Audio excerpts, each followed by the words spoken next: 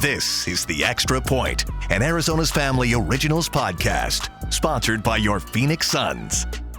Well, thanks for joining us today on the Extra Point podcast. Oh, what a night in Phoenix sports on Wednesday night. Kevin Durant, a triple-double, and the Suns get back on the winning track, and the Arizona Coyotes with one of the best wins that we have seen around here in a long time. Their best win since moving to Tempe and playing at Mullet Arena. Some serious Mullet magic, overcoming a 4-0 deficit to win 5-4 in overtime. So let's get a perspective and see if this win can springboard the Coyotes into 2024. Leah Merrall covers the team for PHNX. She's on the air after every game with a post-game show and joins us here on the Extra Point podcast to discuss. So, huge win for the Arizona Coyotes last night. And Leah, I'm sure that you had a lot to talk about on PHNX today. So as we kind of break this one down, is this the biggest win since you've been covering the Coyotes? I would say so. I mean, definitely one of the biggest deficits they've come back from, I think, since 2022, when actually their last game at Gila River Arena, they came back from the same deficit, which is a unique comparison. But this season, by far, the biggest comeback and one of the craziest games I've watched so far. Okay, how would you describe watching it? Because we had a Suns game on, we were kind of running around, and we kept looking up and saying, "Wow, they just scored again! They just scored again! They're not going to come back. They just scored! Oh my gosh, they just won the game!" That was my range of emotions. What was your range of emotions? I would say pretty similar. It's funny because we had the Suns crew in here too. You know, the Suns finally win. We're thinking, oh, good for the Suns. We're kind of depressed over here. Like, I was there with Steve Peters, my co-host, and we were feeling very down and dejected. And all of a sudden they start storming back. Our Sun show's going live. They're yelling from the set, like live on their show, "Go Coyotes." And then all of a sudden they force overtime. And the way we reacted to the overtime winner was how we were reacting to the D-backs playoff runs, like jumping, running around, screaming. That sort of thing. It was just one of the most thrilling games we've seen. How much does something like this, as a win like this, springboard the Coyotes into 2024? I guess what I'm getting at is momentum something you can carry over game to game in December in the NHL?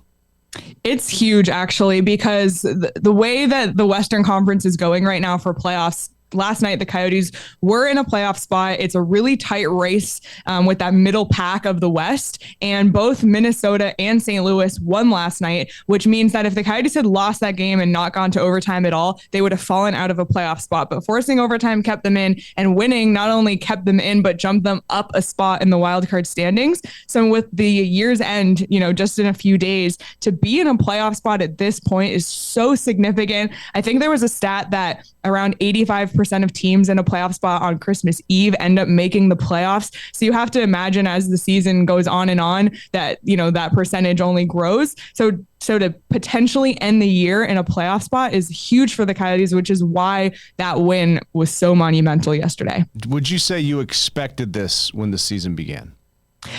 I don't think so. I think that we expected the team to be better. Obviously, the last two seasons have been painful. Last season was a little less painful than the one before that. And so we thought maybe this one would be a little less painful than the one before that. But even general manager Bill Armstrong stood before the media on media day this year and said, yeah, this still isn't a playoff team. And here we are on December 28th talking about the Coyotes being in a playoff spot.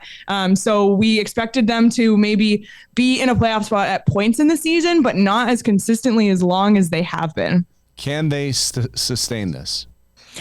I think they can. They have a huge opportunity here. They have a really big homestand. We've seen what the mullet magic is and how much that can play in their favor. They head on the road tomorrow, but then they're home the first week and a half of January. And it's against some tough teams, but they just play exceptional at home. And if they can win those games, they're going to put themselves in a really good position here. Biggest strength of the team, in your opinion, and where is the weakness that could get exploited down the stretch here? I think the biggest strength is they have depth. When Clayton Keller and Nick Schmaltz don't score, which they didn't last night, they have players down the lineup score. They have their defensemen scoring. And that's something that we haven't really seen with this team in the past. They've really had to defend on their star talent. But when you look down this lineup, every night somebody different is stepping up.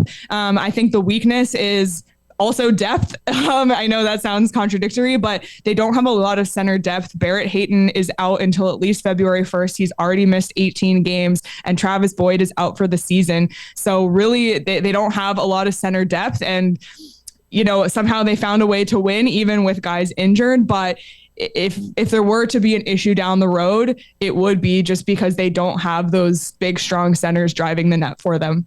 How much of a benefit of it is it to the Coyotes that they have two goaltenders who know how to win games in the National Hockey League? It's massive. I mean, if you look around the NHL, teams would kill for the chance to have two good goalies. There's teams that barely have one, and they're expected to be playoff teams or even Stanley Cup contenders, and they're struggling. And for the Coyotes to have two that they can rely on night in and night out, and Connor Ingram, he had his hot stretch, and now Karel Vejmelka is on a hot stretch, and that's what Andre Tourigny said. Both of them are going to have stretches where they're hot, and maybe the other one isn't, and vice versa.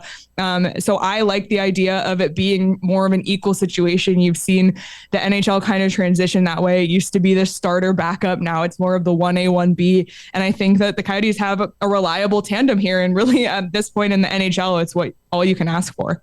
Our sports producer, one of our sports producers, Justin Pierce, big hockey guy, I think he was the enforcer on his 10-year-old team in San Diego. But so he came on our end of the year show and predicted the Coyotes would not only go to the playoffs, but go to the Stanley Cup Finals and lose. Is he crazy? You know what? I would have said yes 2 months ago, but then we watched the Arizona Diamondbacks make a run to the World Series. And you even look at the run that the Phoenix Suns had in 2021 to the finals. I mean, never say never. I'm like, the realist in me says, of course, that's crazy. The West is insane. You look at the Dallas Stars, the Vegas Golden Knights, the Colorado Avalanche. It's ridiculous teams. There's absolutely no way. But I mean, nobody thought that of the D-backs either. So yes, he's crazy, but also like, who knows? Sports are crazy. Yeah, he is crazy, but we love him, even though he is crazy. As far as, okay, so picture this for me. The Coyotes go to the playoffs. Are they playing playoff games in Mullet Arena? Yes, they would. And that is a logistical nightmare that the NHL would need to figure out, but I think it would be electric. How have you been? So does the show get out there at all? Have you actually been inside the arena? Because I heard last night, we again had the Suns game here, and we weren't, I was able to just watch it on TV like everybody else, but I heard last night the crowd really gave the team a lift. Yeah, I wasn't there last night. I've had the chance to get out to Mullet many times. It's an unbelievable atmosphere. It's definitely better than what they had at Gila River Arena. I think the smaller building definitely allows for that.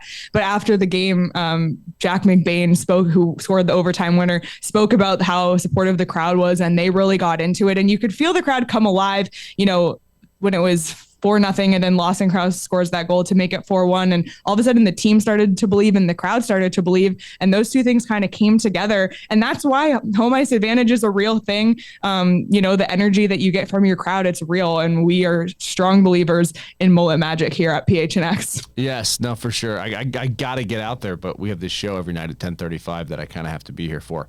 But, we'll figure it out at some point. As far as just the next month goes, I've heard Bill Armstrong talk about just how tough the schedule is. Can you put into perspective what January is going to be like? And do you think if they get through January still in position that they are now, that this is going to get pretty likely here going to the playoffs? Yeah, it's huge. Like I mentioned before, this huge homestand they really have to take advantage of. On the flip side, it's really tough teams. It's playoff teams coming in, Florida, Boston. They're facing a lot of their Central Division opponents in the middle of the month, which is going to be, you can say that they're 4-point games actually, because not only do you want to get the 2 points, but you're keeping 2 points away from the other team. So, Minnesota, those are all teams that are right in the mix with the Coyotes. So those are going to be really huge for them. And obviously, they can't really control what's going on around them, but if they can win the games that they need to win, and especially the games against those divisional opponents, they're going to be in a really nice position heading into the NHL All-Star break. And I mean, there's a very solid chance that they could end up making the playoffs. I know it's crazy to say. We never thought it would happen at the start of the year, but at this point, it's definitely possible. All right. So how can we follow it from your perspective? Where can we find you and coverage, whether it be a post-game show or on social media? Yeah, so we are live 5 days a week on our PHNX Sports YouTube channel, so you can subscribe there. We do post-game shows after every single game, all 82 of them, and then shows during the week as well. You can also listen wherever you get your podcast, PHNX Coyotes, and follow our Twitter at PHNX_Coyotes as well. Well, we are grateful for your time. Have a happy new year, and here's to chaos come April and May as the Coyotes try to shake up the hockey world. Absolutely. Thanks for having me. This is The Extra Point, an Arizona's Family Originals podcast, sponsored by your Phoenix Suns.